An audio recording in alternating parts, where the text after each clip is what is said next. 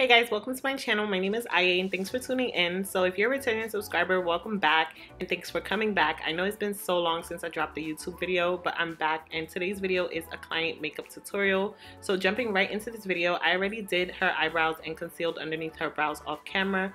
So right now what I'm doing is just using the P.Louise eyeshadow base in number 2 and I'm buffing that onto her eyelid space.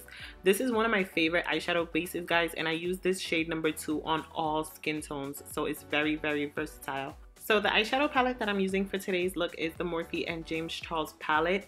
I'm going in with the shade Escape and I'm placing this right where her crease would fold. She doesn't have hooded eyes, so when she opens her eyes really don't fold into each other, but this area where I'm placing this color is the perfect position for this eyeshadow look, because if she opens her eyes you would still be able to see all the eyeshadow details. So I worked on placing the color first and then blending it in small circular motions. Now going back into the eyeshadow palette, I'm using the shade Single, which is a lighter purple, and I'm using a flat eyeshadow brush to pat this right on top of where the edge of the Escape eyeshadow was, and this is just to give me a smoother transition between the two colors. And then I went ahead with a fluffy blending brush just to blend that color out also. And I'm basically going to just be doing a lot of back and forth between these two colors just to get it to look how I need it to look, especially because she has so much space in her upper lid area, so I could definitely drag this color a little further up. So overall, with my colorful eyeshadow looks, I always do like for my background eyeshadows to look gradient, so for it to look light to dark basically. And whenever I'm working with colors, this is mainly the approach that I like to take because it makes the blending process a lot easier for me, and that way if I was to mess up it wouldn't be so hard to fix it. And when it comes to the colors, if you don't know where to position your colors or how far up to take them, just have your client briefly open their eye and close their eye and that'll give you a sight of guidance. So now to cut her crease, I'm using the Inglot gel liner in 94, and what I find that helps me sometimes is I like to make indentation marks.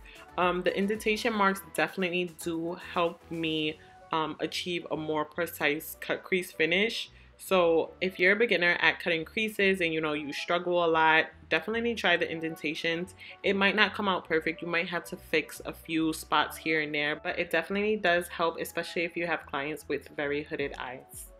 Now that her crease is cut, I'm going in with this Pigment from Peaches Makeup and I'm patting that right on top of that eyeliner gel. You do not need to add any glue or any adhesive for this step. You just go ahead with the pigment. However, if you are using a glitter, you will need an adhesive or some type of glue to allow the glitter to stick to the eyeliner gel. But for pigments, you do not need to use a glue. So now going back into my palette, I took the shade Escape again and a little bit of black eyeshadow just to make that purple a little darker, and I patted that right on the outer V of her eye.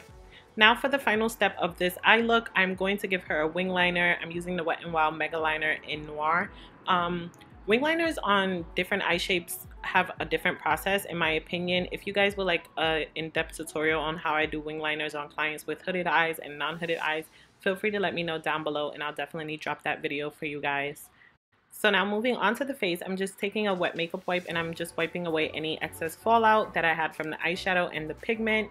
And for my primer today, I'm using the Tarte Clean Slate Smoothing Primer. I really like this primer. It is of thicker consistency, so when you put it on your client's face, you kind of do have to work on massaging it onto the face.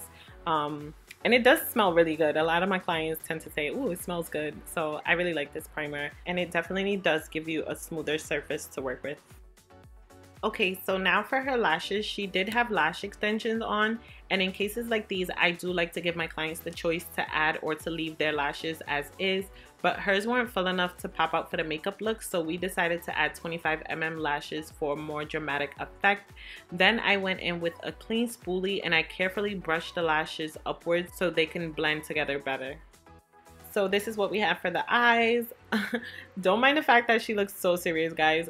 She's really cool and chill, but at the same time she was kind of camera shy, so it's cool. For foundation, I like to pick up 1 to 2 foundation shades and swatch them on the cheek to see which would give me a closer match. As you guys can see, the one on the left would have been too dark and the one on the right was definitely matching her chest more, so I went ahead with the one on the right. The foundation that I'm using is from the NARS Natural Longwear Radiant Collection and it's the shade New Caledonia. And I'm just using my Real Techniques brush and I'm just patting that into her skin.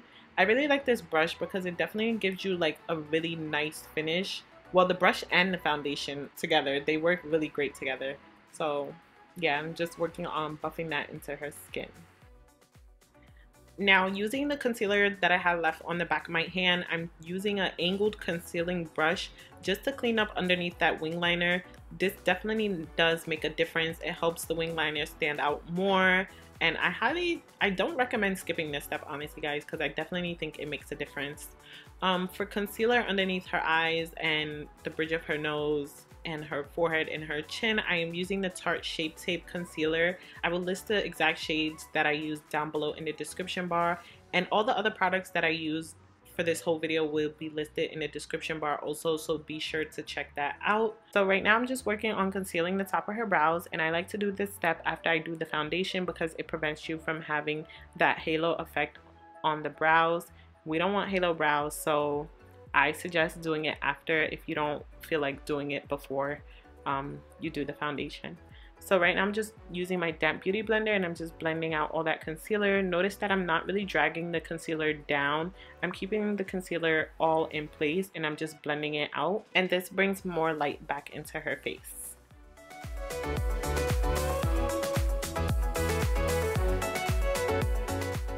Now, while she's still looking up, I'm using my Laura Mercier dark setting powder and I'm just setting those areas that I highlighted, and I'm setting it and I'm baking in a way. I'm just not using so much powder, but I'm also pressing the powder into her skin. Now I'm applying black eyeliner into her waterline, and whenever I do this step, I do like to proceed cautiously and take little pauses in between. This is just to give the client enough time to blink so their eyes don't end up tearing or getting watery, because if it does, it ends up messing up the eyeshadow and underneath the eye, and we don't want that. So then I went back into the palette and I took the colors that I used for her eyeshadow and I just smoked out underneath that liner. Now to contour her face, I used the two darkest colors from the BH Cosmetics contour palette, and I'm just basically just chiseling that into her cheeks and the bridge of her nose. As you guys can see, her forehead is pretty small, so I didn't contour her forehead. Now I'm going to use my mineralized skin finish from MAC in Dark Deepest, and I'm just removing any excess powder that I had left on her face. I literally just take my brush and I dab it once or twice into the mineralized skin finish. Not too much of the powder because I don't want her to end up looking cakey. For blush, I went ahead with my blush from MAC in the color Format, and I just lightly fluffed that onto her cheeks just to bring some color back into her cheeks. Even though it's not really super duper noticeable, I do like this blush for darker, deeper skin tones.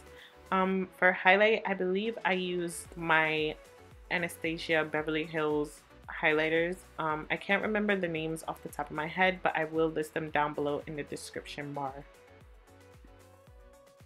Now that her face was complete, I just took a wet makeup wipe and I just wiped off her lips. And unfortunately, right after I did that, my camera had died, so I didn't get to show you guys how I applied the bottom lashes. But I am showing you guys how I applied the bottom glitter, and this process is actually wrong. I normally apply the bottom glitter and then apply the bottom lashes, so hence to why you guys can see my little struggle here. But it's easier to apply the glitter and then the bottom lashes. If you guys would like a video on how to apply bottom lashes, definitely let me know down below and I'll definitely put up a video for you guys. So for lips, we went ahead and did lip gloss. So I'm just lining her lips with MAC Chestnut, and I went ahead with a mixture of 2 or 3 lip glosses and just applied that to her lips and blended it out with my lip applicator.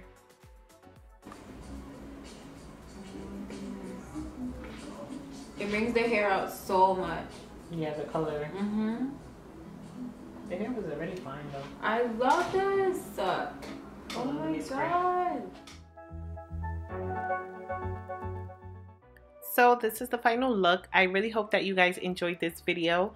Don't forget to like, comment, and subscribe to my channel. Be sure to check out my other videos. I will link some down below in the description bar and up top in this video. If you guys have any questions, don't hesitate to ask me down below, and I'll see you guys in my next video. And thanks for tuning in.